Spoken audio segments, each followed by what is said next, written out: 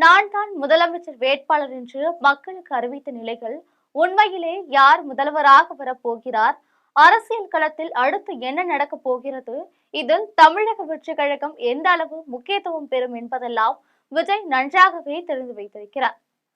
Cinema நடிகராகிய விஜய்க்கு என்ன அரசியல் தெரியும் என்று எல்லோரும் பேசும் நிலைகள் அவர் மிகப்பெரிய ராஜதந்திரியாக செயல்படுகிறார் என்பது வெளியே தெரியாத விஷயமாக பார்க்கப்படுகிறது.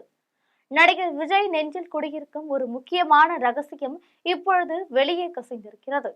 அவர் மனதில் ரகசியமாக மறைத்து வைத்திருக்கும் திட்டமே தேர்தல் அறிவிப்பு வெளியான பிறகுதான் வெளியே வர காத்திருக்கிறது. அது தமிழக மக்களுக்கு மிகப்பெரிய அதிர்ச்சி செய்தியாக இருக்கும் என்பதில் மாற்று கருத்து இருக்க வாய்ப்பில்லை. விஜய் மிகவும் ஆணித்தனமாக அரசியல் நடத்துவதன் பின்னணி பற்றி உங்கள் ஜெம் தொலைக்காட்சி வெளியிடும் சிறப்பு செய்தி தொகுப்பை இப்போது பார்க்கலாம்.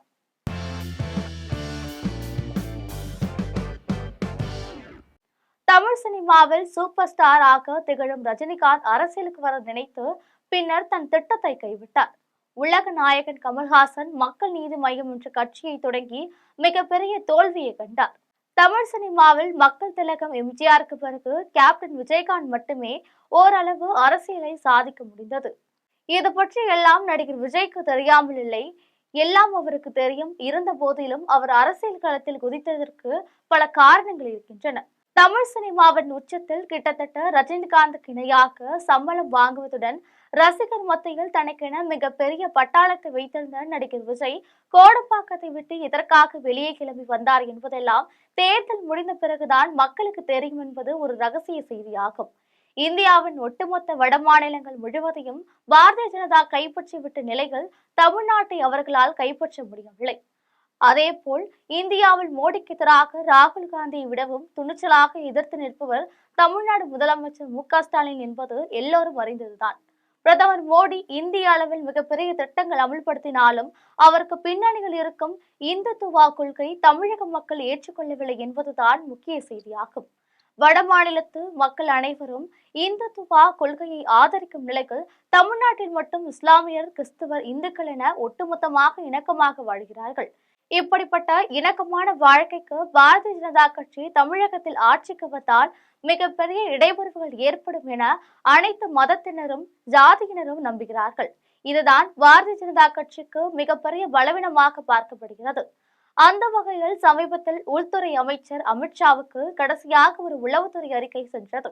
அந்த அறிக்கையில் தமிழ்நாட்டில் பாரதிய ஜனதா கட்சி காலூன்றுவது அவ்வளவு சாதாரண காரியமல்ல என தகவல் தெரிவிக்கப்பட்டிருக்கிறது. முன்னதாக கடந்த பல தேர்தல்களில் மோடி முதல் அண்ணாமலை வரை எவ்வளவோ முயற்சிகள் செய்தும் பாரதிய ஜனதா கட்சியின் வாக்கு வங்கிகள் ஒன்றும் பெரிதாக வரவில்லை. இந்த நிலையில் தான் தமிழ்நாட்டில் எப்படியும் ஆட்சி கட்டிலை பிடித்துவிட வேண்டும் என்பதில் பாரதிய ஜனதா கட்சி மிகப்பெரிய முனைப்புடன் செயல்பட்டு வருகிறது. வாய்ப்பு கிடைத்தால் எடப்பாடி பழனிசாமியை கூட கவிழ்த்துவிட்டு ஆட்சியை பிடிக்கலாமா என்று கூட பல திட்டங்களில் கைவசம் வைத்திருக்கிறார்கள். அந்த வகையில் உள்துறை அமைச்சர் அமித்ஷா மிக பயங்கரமான அரசியல்வாதி என்று வர்ணிக்கப்படுகிறார்.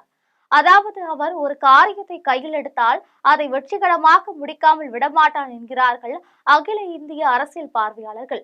அந்த வகையில் அமித்ஷா போட்ட திட்டம்தான் நடிகர் விஜய் அரசியலுக்கு வந்ததன் பின்னணி என மெதுவாக வெளியே தகவல் கசிய ஆரம்பித்திருக்கிறது. சமீபத்தில் டெல்லிக்கு சென்ற அதிமுக அமைச்சர்கள் நிதி அமைச்சர் நிர்மலா சீதாராமனை சந்தித்து பேசினார்கள். இந்த பேச்சுவார்த்தையில் ஒரு கட்டமாக நடிகர் விஜய் நிச்சயமாக நமது கூட்டணிக்கு வருவார், எனவே அவரை பற்றி அதிகமாக அளவில் விமர்சனம் செய்து விடார்கள் என அறிவுரை சொல்லப்பட்டிருக்கிறது. இந்த நிலையில் தமிழக அரசியலில் குதித்தால் நிச்சயமாக முதலமைச்சராக வந்துவிடலாம் என்ற திட்டத்தோடு தான் விஜய் களத்தில் இறங்கியிருக்கிறார். ஆனால் போக போக அதில் சாத்தியங்கள் மிக குறைவாக இருப்பதை மெதுவாக விஜய் புரிந்து கொண்டு வருகிறார். ஏற்கனவே தமிழக தேர்தல் நிலவரம் குறித்து பல கருத்து கணிப்புகள் வெளிவந்த நிலைகள் நடிகர் விஜயின் தமிழக வெற்றி கழகத்திற்கு 15% வாக்கு வங்கிகள் இருப்பதாக தெரிவிக்கப்பட்டது. இதன் பின்னர் இந்த வாக்கு வங்கி 25% தாண்ட வாய்ப்பில்லை என்றும் தகவல் வெளியானது. இந்த நிலையில் விஜய் தரப்பில் 10 பேர் கொண்ட குழுவினர் தமிழ்நாடு முழுவதும் தேர்தல் நிலவரம் குறித்து ஆய்வுகள் மேற்கொண்டனர். அந்த ஆய்வுகளும் 25% வாக்குகளை தாண்டி தமிழக வெற்றி கழகத்திற்கு வெற்றி வாய்ப்பு இல்லை என தெரிவிக்கப்பட்டுள்ளது.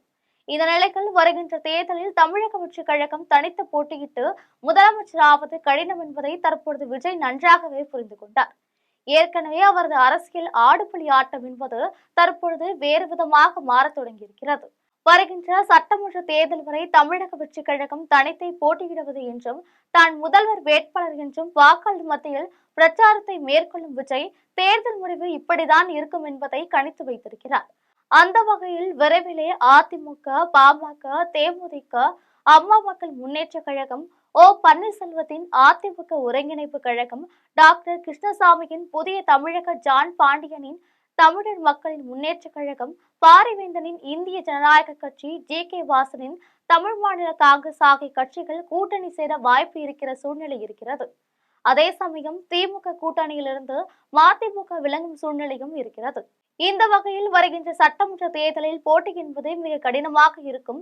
இதில் அதிமுக கூட்டணி வெற்றி பெற வாய்ப்பு இருக்கிறது என நடிகர் விஜய்க்கு தகவல் தெரிவிக்கப்பட்டிருக்கிறது.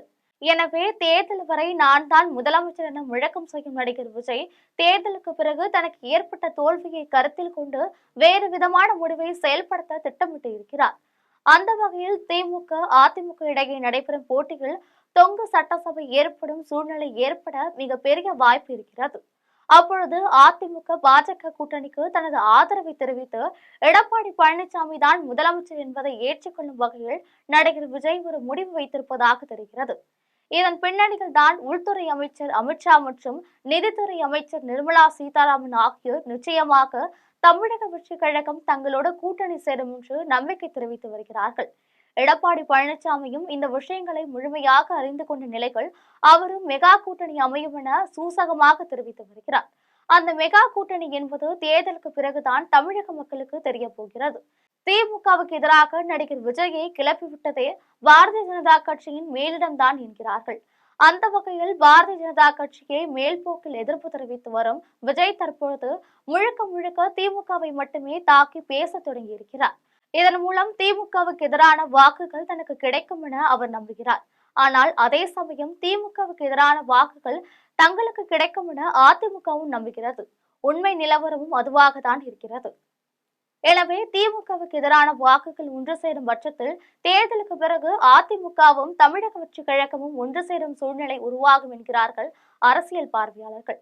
தமிழக முதல்வர் பதவிக்கு ஆசைப்பட்ட நடிகர் விஜய் தற்பொழுது மெல்ல மெல்ல தனது சூழ்நிலையை புரிய தொடங்கிய நிலைகள் அந்த அறிவிப்பிலிருந்து இப்போதைக்கு அவர் பின்வாங்க முடியாத சூழ்நிலையில் இருக்கிறார். எனவே தனது ரசிகர்களுக்கும் வாக்காளர் பெருமக்களுக்கும் தேர்தல் வரை நான் தான் முதலமைச்சர் என்று சொல்லும் விஜய் சினிமாவில் நடிப்பது போல நிஜத்திலும் தேர்தலுக்கு பிறகு பல்டி அடிப்பார் என்பது நம்ப முடியாத செய்தியாக இருந்தாலும் அதுதான் நடக்கக்கூடிய செய்தியாக இருக்கும் என நம்பப்படுகிறது. இதற்கிடையே நடிகர் விஜயிடம் மொத்தமாக சுமார் 2000 கோடி ரூபாய் மட்டுமே இருப்பதாக சொல்லப்படுகிறது. அதாவது தலைவா படத்திற்கு பிறகு தான் அவர் அதிகமாக சம்பளம் வாங்க ஆரம்பித்தார். அதன் பிறகு மொத்தம் 12 படங்களில் நடித்திருக்கிறார். இதன் மூலம் தற்பொழுது அவரிடம் 2000 கோடி ரூபாய் இருப்பதாக சொல்கிறார்கள். இதை வைத்து அரசியல் செய்ய முடியாது என்பது விஜய்க்கு நன்றாக தெரியும். எனவே இதன் பின்னணிகள் யாரோ இருக்கிறார்கள் என்பது முக்கிய செய்தியாக பார்க்கப்படுகிறது. இது போன்ற அரசியல் பின்னணி செய்திகளை முன்னதாகவே அறிந்து கொள்ள ஜெம் தொலைக்காட்சியுடன் எப்பொழுதும் தொடர்பில் இருங்கள். நன்றி, வணக்கம்.